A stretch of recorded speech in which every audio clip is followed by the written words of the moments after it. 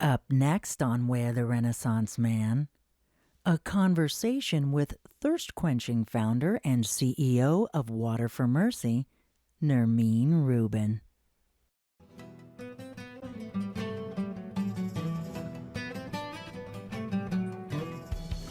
Welcome to the Way of the Renaissance Man podcast. This is a show about ideas, personal empowerment, and celebrating the rational life. Our goal is to help each other discover the tools needed to better focus our minds, integrate our thoughts with actions, and live the lives we really want. I'm your host, Jim Woods. So, everyone knows that this show is about discovering people with a passion for what they do and a love of what they do, because when we have passion for what we do and we love what we do, we're able to apply that to the rest of the world and make the world better. Okay? And I'm at Freedom Fest 2021, and I found a woman with passion in her eyes and a beautiful spirit. Nermine Rubin, welcome. Hi, nice to be here. Thank you so much. Thank you, thank you. Okay, so I'm a capitalist. I like capitalist solutions to helping people. I like free market solutions to helping people.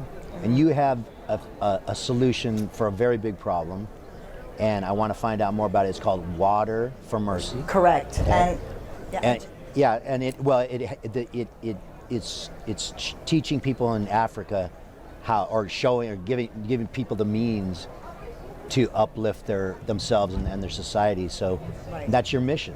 Right. So talk to me about that. Okay, and thank you for being interested in Water for Mercy. And just to tell you some background, Water for Mercy, basic, if you look at our logo, it's all about the heart. And God touched my heart because I am an African. I'm from Egypt, and I went to Africa after so many years. My daughter wanted me to go and volunteer at the orphanage, and I kept saying no. And when God touched my heart, I said yes.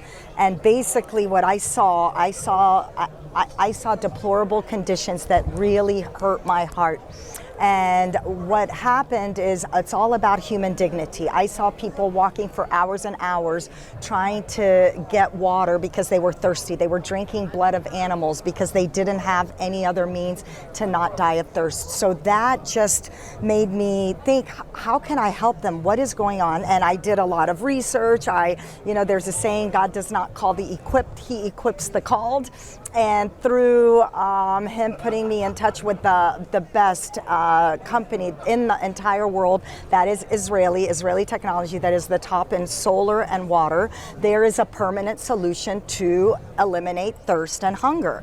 And then it's all about the hope. It's that spark in the eye. It's getting people to be excited about, having dignity and being a provider for your family and being able to invite someone to your home. So what we've done is we've partnered with a large educational center called Don Bosco Educational Institute, which is a technical institute, and what we're sharing is the Israeli knowledge and technology and teaching their teachers to teach, and by sharing the knowledge, it then becomes their system that they teaching learn. the man how to fish, as it were. Exactly. I mean, at the very beginning, you need to give people fish because they're hungry and they're thirsty and they're dying. That's the immediate need to satisfy. And you give them a fish, but then now they've got to learn how to fish. So what we're doing now, Water for Mercy brings water, and we bring food, and now we're bringing hope. And the hope is really by continuing the education so that it's perpetual. When I die, when you die, when we all die, you still want the education to stay on. You want the technology to stay on. How do we want to be remembered? Exactly. And how they need to learn and lift themselves out of that subsistence, just barely surviving, barely drinking, barely eating, but thriving, having dignity, being able to earn money. It's so interesting. Our projects, I've been working, or Water for Mercy has projects in Tanzania.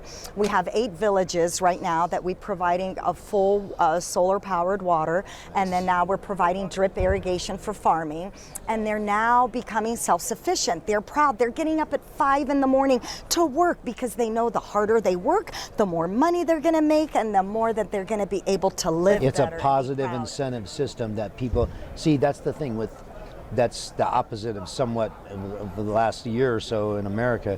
There was a lot of like payments to stay at home and not do anything.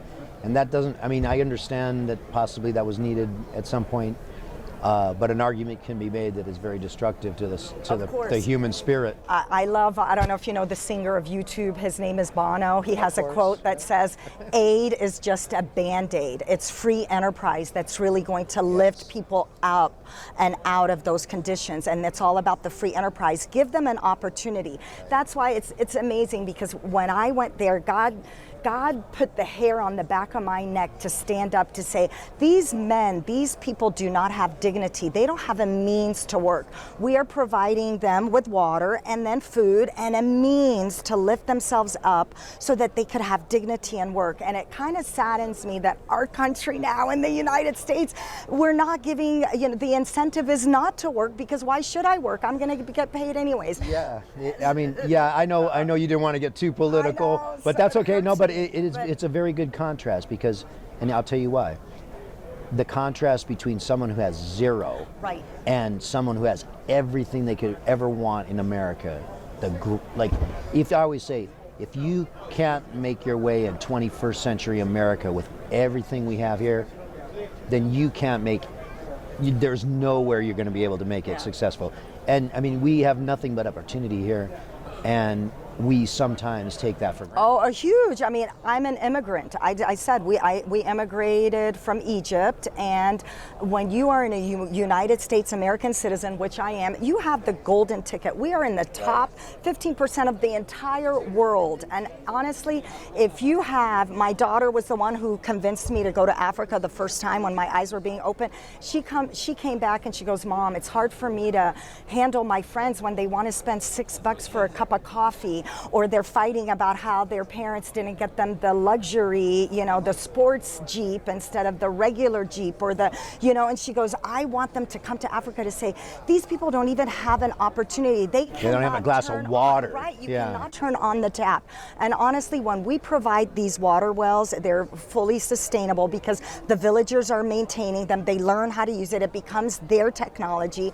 With the technology, though, we have a remote monitoring system, so we always know what's going on. Keeping an eye. Absolutely, and it's beautiful. You need that because you have to. Need to make sure they're doing it right. Absolutely, and we're keeping the standard high. We're keeping it raised, and they're proud that they're able to maintain it. But a lot of times, we know that there's a problem before they do because of the remote monitoring system. So it's a beautiful, beautiful thing. But they have that sense of, this is mine. I need to. Yeah, a sense of ownership. Yeah, exactly. A sense. There's nothing more gratifying than a sense of ownership. The most unhappy people in the country are the people that actually work for someone else and have a terrible job. They don't like their job. They have a bad boss. But if you have your own company, even if you're making less money, people are much happier if you can have your own gig that's your ownership. And that's what we're doing here with our projects, because we're providing the water first, and then with the water they're able to then cultivate their areas of land, which is beautiful. And you see how a lot of them are farmers. A lot of Africa is all farmland, and they own these pieces of land, yet they don't know what to do with it. And that's ownership a thing. Of a land without the knowledge. The knowledge, or the technology without the knowledge means nothing. And it's so amazing because, oh my goodness, I went to Israel and I saw the technology with my own eyes, like a tomato plant that here in the United States we would grow, or maybe yield 20, 25 tomatoes, okay? In Israel, and what we're doing now in Africa, we're yielding about 80 to 120 tomatoes. Just with fruit. Better science. Better science, technology, drip irrigation, optimal. I'm an MBA, I love the word optimal. It is optimal. It's the best output with the minimal input. And what's beautiful is that because these fruits and these vegetables are nourishing, we my whole mission is, you need to eat the rainbow. I don't know if you've ever heard that terminology, eating the rainbow. A rainbow has all these colors. You need to eat a tomato, you need to eat a cucumber, you need to eat lettuce. Fruits, of course, and if you eat the rainbow, you're going to be healthy. But the beauty of what we're doing is that with the science, with the Israeli technology, you can kind of say we kind of know how to play God with the weather. Right. So now we take advantage of the supply and demand opportunities. So when everybody else is selling tomatoes at 20 cents a kilo, we can wait till there's no water, then we are using the water. Right. You can employ MBA economic optimization. Absolutely, and that's what we're empowering the villagers, and they are motivated because now they're able to make money. And what's great is that now that we have these sites, we have these farms, that with the technology, we're trying to share the technology so that the farmers can make better decisions and implement this technology within their farms to prosper, to make more money, so that not only Africa will be green with produce, but green with economic prosperity. Right, exactly. So, Now, let me ask you this. I'm curious about this because I always like to find out how someone came to a certain thing. You told a little bit about it, but is this your organization? You Yes. started this organization? Yes, actually God made me start the organization. Okay, I'm not okay. In 2018. He's responsible. Truly, this is a marriage made in heaven. I'm not that smart, even though I have 2 master's degrees. I think you are. My expertise. You're smart enough to get it done. Yeah, right. I'm smart enough to say yes, and I said yes. And the talents that God gave me is to identify and to do research and to not do something that's going to not be self-sustainable. I saw that there are so many do-gooders out there who give money, and I'm one of them. I've given money, but it's been a donation, and a few years later, the people are in the same bad situation as they were before you know, I that's gave them the money. that's the thing that I'm worried about. Not worried about, but that's the thing that I know people are hesitant to donate to organizations because they don't want their money to go to some like $300,000+ a year like part-time executive who's flying around the world and having all this fun. You know, no one wants to give and support that kind of thing. They want to actually make sure that their money goes to, like, because Americans are very, very charitable. You know, we're the most charitable country. But we could even be more if we knew that the mission was being done, what the money was going to where we wanted to go. Well, I founded Water for Mercy in 2018, and in less than 3 years, we've done a huge impact, and I've actually taken out a loan, much to my husband's demise, because kind of like that movie, you're too young for this movie. It was a movie called Field of Dreams. I remember that Build movie. it and they will come. Yeah. I knew in my heart I needed to build it and they will come. I partnered with the best Israeli technology for solar, water, and agriculture. And when I saw the technology, when I saw the economic prosperities that my villagers, the villages that I funded and I've raised funds for through my do-gooding friends, each village, each solar-powered water system is $50,000 US, but it's not just a borehole, it's a whole system. It's the remote monitoring system. Well, that can be the whole thing. like That's the genesis initial. for the entire community. Right, but then, exactly. Then you have drip irrigation, which is an additional $25,000, and then that's when we help the villagers to make money with their produce and eat better and eat the rainbow and so forth. Now, what we're doing, as I said, is now we're bringing hope, because when I saw how amazing our villagers were doing, I thought, wait a minute, I'm going to die eventually. I don't want to have to keep raising more money and keeping this back.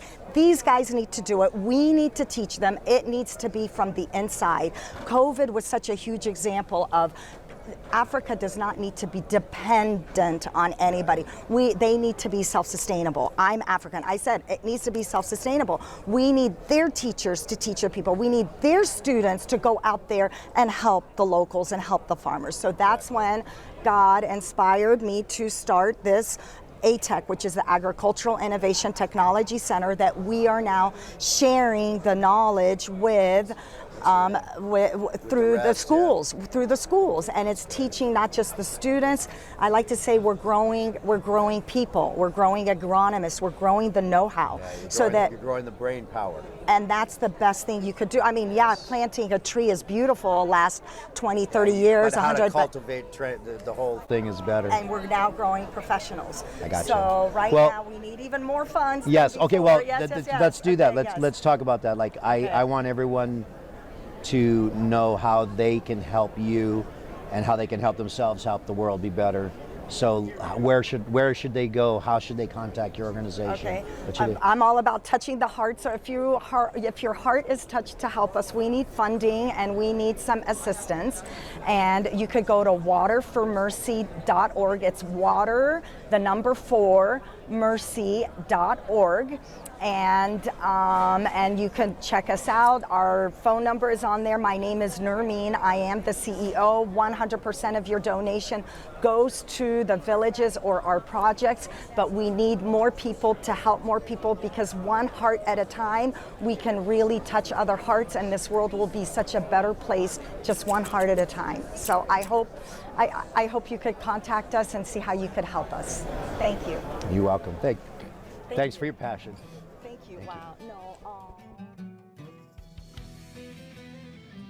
Way of the Renaissance Man podcast and lifestyle website are copyrighted 2021 by Jim Woods. All rights reserved. For more great interviews and Renaissance Man resources, visit wayoftherenaissanceman.com.